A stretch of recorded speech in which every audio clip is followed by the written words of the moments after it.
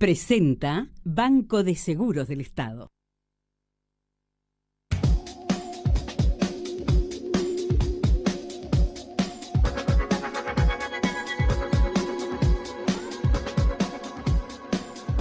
Ya estamos con Arturo aquí en Doble Vía, nos quedamos conversando, después vamos a hablar del tema de lo que es la seguridad activa y pasiva, qué se le llama y cómo podemos asumir más responsabilidad a la hora de cuidarnos, pero nos quedamos conversando sobre lo que fue la nota con el representante de ADEOM, que en realidad son voceros de los inspectores de tránsito por lo que ha pasado, en una semana 2 agresiones realmente muy fuertes contra inspectores, pero con él conversábamos también con ese dirigente todo el tema de la imagen del inspector y qué tiene que hacer el inspector, si tiene que estar para multar y para controlar, para fiscalizar, o tiene que tener una tarea educativa en la calle, como muchos dicen, bueno, deberían primero advertirme y después ir a la sanción. ¿Cómo lo ves a eso? ¿Cómo manejarlo?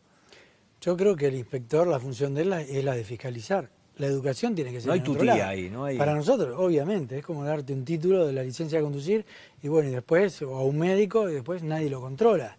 Aquí nosotros vemos que la educación es en otra parte. Y hay un individuo que tiene que controlar que se cumplan las normativas. No existe ninguna parte del mundo que haya una ley o una normativa y no haya algo que la controle. Y el personal que tiene que fiscalizar es justamente el inspector de tránsito y el policía. Lamentablemente en Uruguay parecería ser que el control es únicamente si me tocan a mí, ¿verdad? Y ahí pedimos a la autoridad. Pero el educador tiene que estar aparte. Y parte digamos, del objetivo que tiene la fiscalización es la educación. Es una relación siempre complicada esa entre el inspector de tránsito, y vos lo debés conocer de sobra, entre el inspector de tránsito y el automovilista o la persona que termina siendo observada o multada, ¿no? Es complicado. Es un tema, es hasta dónde podemos y hasta dónde debemos controlar. Para la autoridad misma muchas veces se ve saturada por esto o sobrepasada por la situación.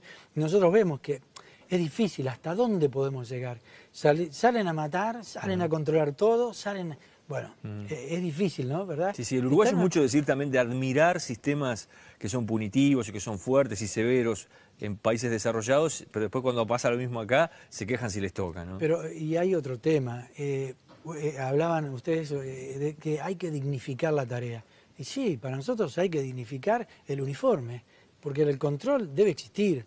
No existe ningún país en el mundo sin control. Esto sería un caos. Pero para nosotros, en lo que sanamente discrepamos, porque estamos a favor, evidentemente en estos casos, de lo que del inspector, debe de fiscalizar. Y a rajatabla. La educación es en otra parte.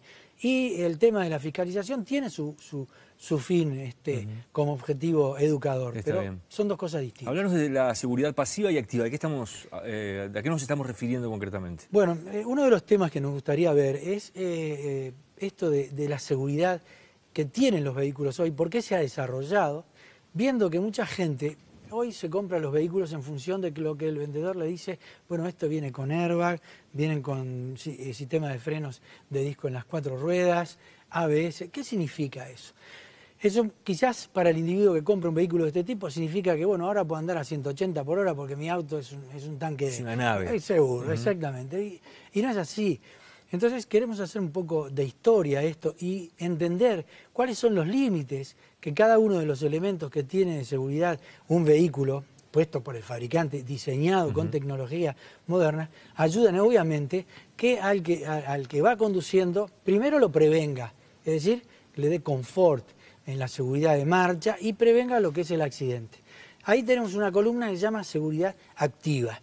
Y por otro lado tenemos elementos que forman la seguridad pasiva, que son aquellos que en el momento, ahí está, que en el momento de que se produce el evento entran a jugar para que los daños sean menores. En la mitad del siglo XX, el tema de la asociación del vehículo, el transporte, era todo tomado como una aventura. Después, ¿por qué? Porque ahí teníamos epidemias, catástrofes, ¿verdad? Teníamos situaciones de mucho conflicto que eran problemas de salud pública. Ya después de la Segunda Guerra Mundial se empezaron a controlar las epidemias, las enfermedades cardiovasculares y todo eso, pero vimos que el sistema de salud se veía hackeado por heridos y por muertes, pero que ya no venían de esas enfermedades, sino que eran producidas por un elemento nuevo, que era el automotor.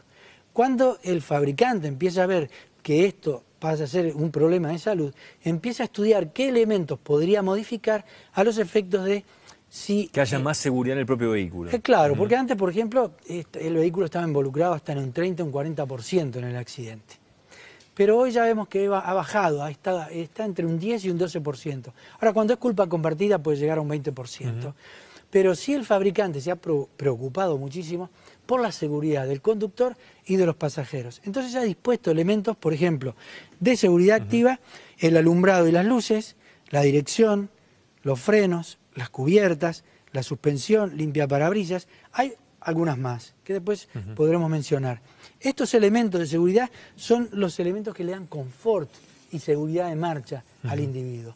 Por otro lado tenemos la seguridad pasiva, cinturón de seguridad, es decir, aquellos elementos que en caso de tener que actuar lo hacen inmediatamente a favor de los pasajeros que van en un vehículo. El airbag o la bolsa de aire, el reposacabezas, el asiento, la carrocería, la rueda auxiliar, y también hay algunos elementos preventivos como el casco, por ejemplo, y los sistemas de retención infantil que serán para otro día. Pero hoy nos queremos expresar o ver nuestra preocupación sobre el cinturón de seguridad. Porque estamos viendo que terminó una campaña de fiscalización y resulta que ahora la mitad de los vehículos que ves pasar por la puerta de tu casa, la gente lleva puesto el cinturón, el 50%, es decir, la mitad, como decíamos recién, utiliza, y la otra mitad no. De 10 Lo que es más coches, gracioso 5. que algunos se cruzan el cinturón y no lo prenden, simplemente por si llega a haber un inspector por ahí, ¿no? Totalmente, como que somos hijos del rigor. Nosotros cuando vamos a los accidentes y hay un individuo que está fuera del vehículo, realmente la historia es muy complicada. Nosotros tenemos que decir que no debemos utilizar el cinturón porque hoy es obligatorio en las 5 plazas y hay una ley. Hay gente que dice que el cinturón es peligroso, que ha habido casos donde ha salido peor el que llevaba el cinturón que el que no llevaba, ese tipo de cosas. Te diré que en la historia de 16 años, 17 que estoy dedicado a esto, eso es un mito. Realmente el cinturón de seguridad, e inclusive dicho por la Organización Mundial de la Salud, creo que quizás es el mejor elemento que ha salvado vidas en cuanto a seguridad pasiva. No sé si hay otro igual, no lo sé. Pero el cinturón de seguridad es concreto. Y hoy vemos que la gente tampoco se pone el cinturón los que van de atrás. Entonces van los ¿Es que tan van importante delante. que se ponga el cinturón el de adelante como el que va sentado atrás, por ejemplo, en un vehículo, ¿no? Totalmente. Vamos a lugares donde los de adelante resultan muertos por los de atrás. A 80 kilómetros por hora en un golpe fuerte o de tener a 0, de 80 a 0, los que van de atrás multiplican por 80 su Salen peso. despedidos. Totalmente. Entonces empujan a los de adelante y realmente los están matando. Entonces, aunque no se fiscalice y no se esté observando hoy la utilización del cinturón trasero, es un elemento que nos tenemos que convencer a los uruguayos que siempre juega a favor. Esto comienza por el 1917, donde en un accidente de aviación, 2 pilotos, hay uno que tiene serias heridas y otro que se salva, no tiene, prácticamente sale ileso porque tenía el cinturón de seguridad. Ahí ya la aviación en 1930 empieza a utilizar el ventral, el que sujeta las caderas. Y después, en 1958, un ingeniero de la Volvo descubre el de 3 puntas. Este quizás es el mejor. Pero si yo no tengo la oportunidad de poner detrás un cinturón de seguridad de 3 puntas, por lo menos pongamos el que es el ventral, que nos ayuda a quedar fijos. También en aquella época se discutía, ¿es mejor que salga despedido o que permanezca dentro del auto? La verdad es que lo mejor es que quede dentro del auto. Vos decís que el que sale despedido sale peor, o sea, lleva las consecuencias peores. Y totalmente. Yo diría que de 1 a 3 sale con unas lesiones de por vida muy serias, por lo tanto, el tema del cinturón de seguridad para nosotros es muy importante. ¿También para los escolares, también en las camionetas escolares, por ejemplo, que tanto se ha hablado? También, evidentemente que sí, las camionetas escolares tienen que utilizarlo, esto ya está reglamentado, hay un plazo por ahí que se dio y a los que están importando. Por supuesto que sí, todo lo que sea elemento de seguridad que está en el mundo recontraprobado, que juega a favor, solamente lo discutimos los uruguayos porque no entendemos mucho qué realmente significa. Y esto de hace muchísimos años. Arturo, Un complemento, si tú me permitís. ¿Cómo no? Un complemento del cinturón de seguridad es el airbag, esa bolsa de aire. Y hay un dato importante. Muchas veces si yo no llevo el cinturón de seguridad, el airbag puede jugar en contra. La distancia que yo debo mantener desde mi cabeza al centro del volante no debe de ser menos de 25 centímetros, porque en caso de ser utilizado en un evento que explote el airbag, estando más cerca puede causar serias lesiones en el rostro. Por lo tanto, el airbag es un complemento de seguridad. Con cinturón. Con cinturón, ¿qué sirve? Ahora, sin cinturón no sirve para nada. Y esto decir también que todos los elementos a partir de 90 kilómetros por hora empiezan a perder eficacia.